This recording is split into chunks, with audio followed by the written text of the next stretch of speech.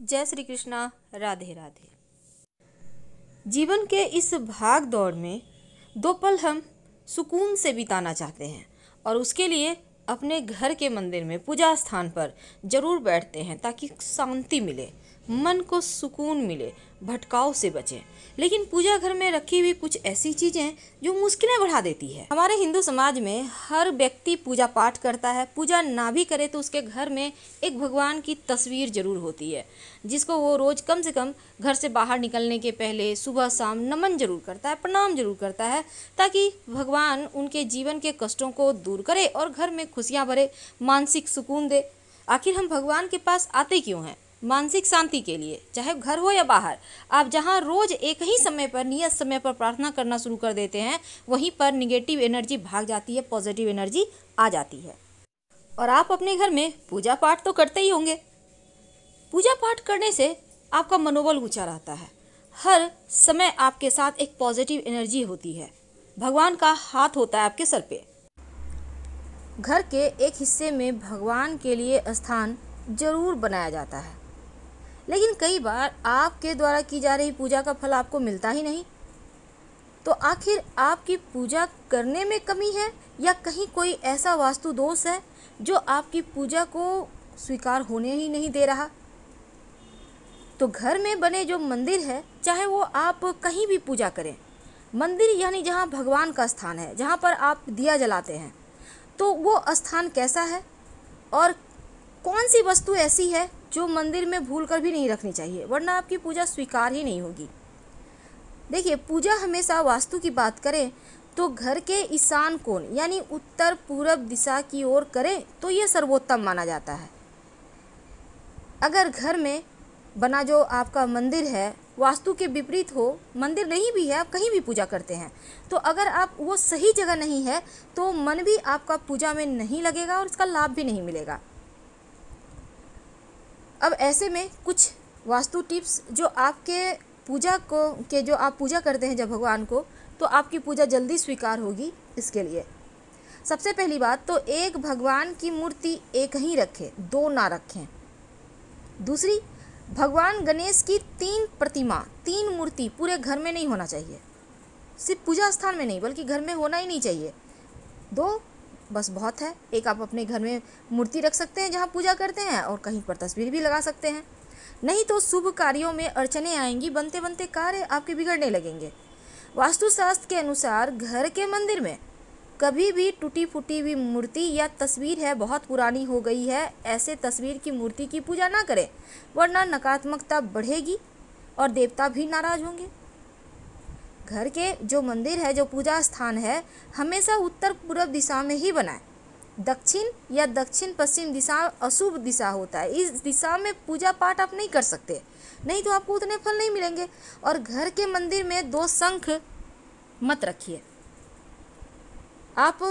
अब जैसे बहुत सारे घरों में होता है कि आप एक शंख स्थापित कर देते हैं, एक बजाते हैं। देखिए, जो स्थापित कर दिए वो तो ठीक है, पर बजाने वाला एक साथ ना रखें, उसे हटाकर कहीं अलग से रखें। तो घर के मंदिर में 2 शंख एक साथ नहीं रखना है। वास्तु के अनुसार मंदिर जहाँ पर आप भगवान की पूजा करते हैं आसपास शौचालय मत बनवाइए। और दूसरा, बहुत ज़्यादा बड़ी बड़ी मूर्तियाँ भी घर में नहीं रखनी चाहिए। पूजा स्थान पर अगर आप शिवलिंग रखते हैं तो अंगूठे से छोटा रखें और पारद शिवलिंग रख लें तो आपकी पूजा भी जल्दी स्वीकार होगी। देवी देवताओं की हमेशा सॉफ्ट मुद्रा, सौम्य मुद्रा में मुस्कुराती हुई तस्वीर लगाइए। अब ये नहीं कि आपने तस्वीर लाई है, मूर्ति लाई है और भगवान का आंख ऊपर की ओर देख रहा है, नहीं, भगवान की आंखें आपको देखे, आपको आशीर्वाद दे, चेहरे पर मुस्कुराहट हो, ऐसी ही मूर्ति या तस्वीर आप ला के रखिएगा, ये आपके लिए बढ़िया होगा। उग्र देवी देवताओं की मूर्ति स्वरूप वाली तस्वीरें मत रखिएगा, वरना जीवन में मुश्किलें बढ़ जाएगी। और हनुमान जी की भी ज़रूरत से ज़्यादा बड़ा मूर्ति नहीं रखें। और जब हनुमान जी की आप मूर्ति घर में रखते हैं तो प्रयास ये करें कि हनुमान जी बैठे हुए हों, खड़े हनुमान जी की तस्वीर की पूजा मत कीजिएगा। तो पूजा करने में मन अगर एकाग्र ना हो रहा हो तो धन संपत्ति का नुकसान होने लगता है। भूल कर भी आप अपने स्टोर रूम में पूजा का स्थान मत बनाएं और ना ही बेडरूम में आप पूजा करें। तो आप भूलकर भी पूजा की अलमारी ऐसे स्थान पर भी ना रखें जहाँ पर कबाड़ है। इन चीज़ों से आपको बचना चाहिए। अब जैसे कि आप घर में रोज़ मंदिरों में फूल चढ़ाते होंगे, तो भगवान की पूजा के फूल आप ये नहीं कि बासी पड़े हुए हैं घर के कोने में रखे हुए, ये सही नहीं है। आप उनको हटाइए, कोशिश करें कि शाम के समय ही हटा दें, क्योंकि जो सूखा हुआ पुष्प है वो परेशानी को, दरिद्रता को, गरीबी को, अकाल मृत्यु, मंगल दोष जैसी समस्याएं पैदा करता है, इसलिए उनको तुरंत हटाइए। पूजा घर में मूर्तियों को लेकर ये भी नियम है कि गृहस्थ लोगों को बड़ी मूर्तियां मंदिर में अपने घर में नहीं रखना चाहिए। और पूजा घर में भूलकर भी अपने पितृ देवों की तस्वीर मत लगाइएगा। शास्त्रों में इसे भी अच्छा नहीं माना जाता, क्योंकि पूर्वजों की तस्वीरें मंदिर में लगाने से सही नहीं होता। आप अपने घर के दक्षिणी दीवार पर लगाइए ताकि पितर प्रसन्न हो, लेकिन मंदिर में मत रखिएगा। तो मंदिर में रसोई घर भी मत बनाइए, क्योंकि वास्तु के अनुसार भी ठीक नहीं है ये। और शंख को भगवान विष्णु का प्रतीक माना जाता है, इसीलिए हमेशा इसको बदलिए मत, बल्कि शंख को आप रोज़ बजाइए, सुबह 3 बार, शाम में 3 बार। अगर आप लड्डू गोपाल की पूजा करते हैं तो उनकी सेवा कीजिए, उनको रोज़ स्नान करवाइए, वस्त्र बदलिए, और कम से कम प्रतिदिन उनको 3 प्रहर में कम से कम भोग और प्रसाद जरूर उनको अर्पित कीजिए। अगर लड्डू को गोपाल को लेकर आप कहीं जा रहे हैं तो आप लेकर जाइए, उन्हें घर में बंद करके मत जाइएगा, क्योंकि उन्हें बिना भोजन कराए आप खा भी नहीं सकते। इसलिए जो व्यक्ति नियम करते हैं उनके घर में देके जाइए उन्हें। अब जैसे शिवलिंग रखिएगा तो शिवलिंग आप हमेशा ही अंगूठे से छोटा ही रखें। घर में नुकीली चीज़ें मत रखिए, धारदार चीज़ें भी मत रखिए, नहीं तो आपकी पूजा का पूरा फल भी आपको नहीं मिलेगा, मन भी एकाग्र आपका नहीं रहेगा। और अंत में जब आप पूजा करते हैं तो एक निश्चित समय पर रोज किया करें, तब आपकी प्रार्थना जल्दी स्वीकार होती है। मोर पंख अपने पूजा स्थान पर जरूर रखिए। माना जाता है मोर पंख रखने से घर में सकारात्मकता आती है, और भगवान श्री कृष्ण को मोर पंख बहुत प्रिय है, तो आप भगवान श्री कृष्ण के माथे पर सजा कर रखें। मोर पंख रखने से घर में कीड़े मकोड़े वगैरह भी नहीं आते। गंगा जल, हिंदू धर्म में गंगा जल को बहुत पवित्र माना जाता है, और हर घर में पूजा स्थान पर गंगा जल भी होता है। तो मंदिर में गंगा जल रखने से माँ लक्ष्मी की विशेष कृपा होती है। लेकिन जब भी आप गंगा जल रखें तो चांदी या पीतल के बर्तन में रखें, घर में सुख शांति बनी रहती है। शंख तो आपको रखना ही है, और शंख से आप जल भी भगवान श्री हरि को अर्पित कर सकते हैं।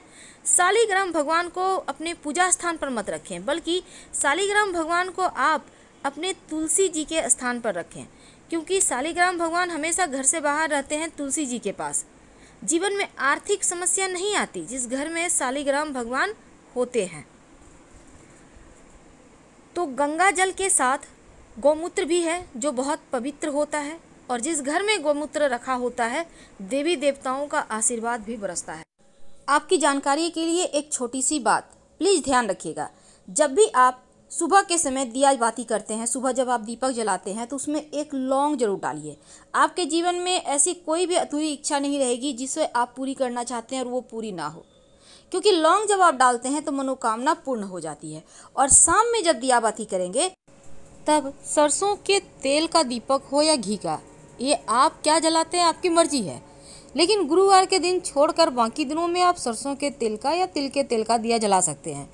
कोई भी चीज़ का दीपक जलाएं, लेकिन दिया में अगर एक चुटकी पीली सरसों या काली मिर्च डाल दें, क्योंकि काली मिर्च एक दाना भी डाल देते हैं तो शत्रु शांत रहेंगे। अगर पीली सरसों डालते हैं तो अतृप्त आत्माएं आपको परेशान नहीं करेगी। यानी कई बार घरों में डर भी लगता है जैसे पीछे कोई है या आपने बुरे सपने देखे, तो ऐसा कुछ आपके घर में हो रहा है तो आप पीली सरसों डालकर शाम में दिया बाती करना शुरू कर दें, आपकी मुश्किलें समाप्त हो जाएगी। आपके पूजा घर में भूल कर भी प्लास्टिक के डब्बे में आप गंगा जल ना रखें, और साथ ही माचिस जो जलाकर आप जैसे दिया बाती जलाते हैं तो जलाकर पूजा घर में जली हुई माचिस का टुकड़ा ना रखें, उसको तुरंत आप घर से बाहर निकाल दें, क्योंकि जली हुई तिली अशुभ होती है। और माचिस को भी हमेशा किसी चीज़ में ढककर कवर कर या किसी डब्बे में रखें तो उत्तम रहेगा। फिलहाल आपसे विदा लेंगे। हर हर महादेव। धन्यवाद।